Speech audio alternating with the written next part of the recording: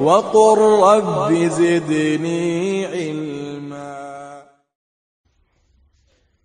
وأداء الأمانة, c'est quelqu'un qui rend le dépôt. C'est quelqu'un de confiance.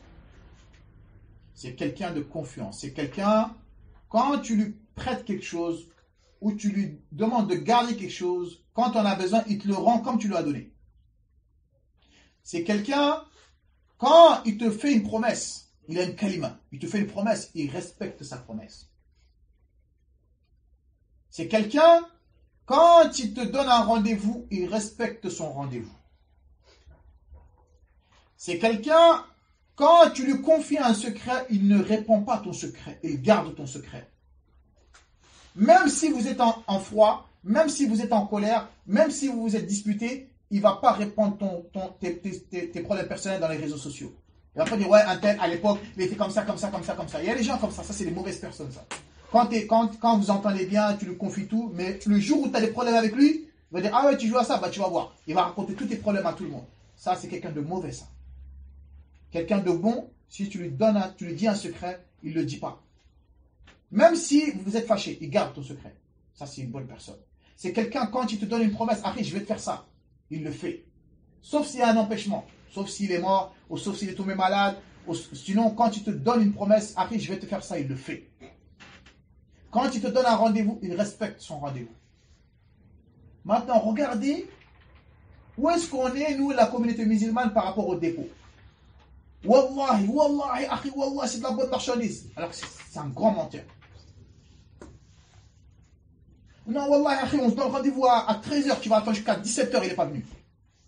Ouais, mais tu sais, Akhi, non, moi je t'avais dit, ouais, peut-être, il commence à te sortir n'importe quoi.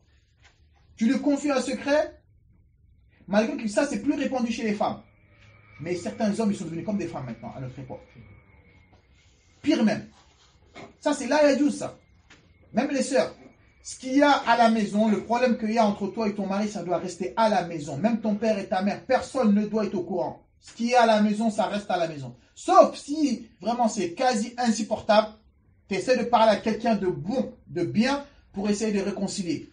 Mais tu n'as pas le droit de salir le nom de ton mari dehors. Il y en a certains, quand ils sortent dehors, on sait tout ce qui se passe dans leur maison. Ça, c'est pas normal, ça. Ça, c'est haram, les sœurs. Comme les frères.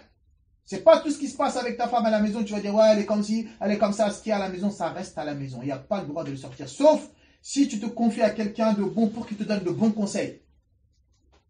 Mais si quelqu'un il se confie à toi sur un problème personnel, tu n'as pas le droit de le divulguer. Là, il y a Dieu. Est-ce que c'est clair ça? C'est comme ça que tu reconnais quelqu'un de bon et un bon ami. C'est qui il ne répond pas à tes... Regardez à notre époque. Il y en a leur vie publique, leur vie privée, elle est étalée au grand public. Ça, c'est grave ça. Tous les secrets, hein, quand certains ils ont la haine ou ils sont énervés, hein, pour lui faire du mal, ils sortent tous ces secrets dehors. Ça, c'est pas bon. Ça, c'est pas bon. Vous avez compris ça?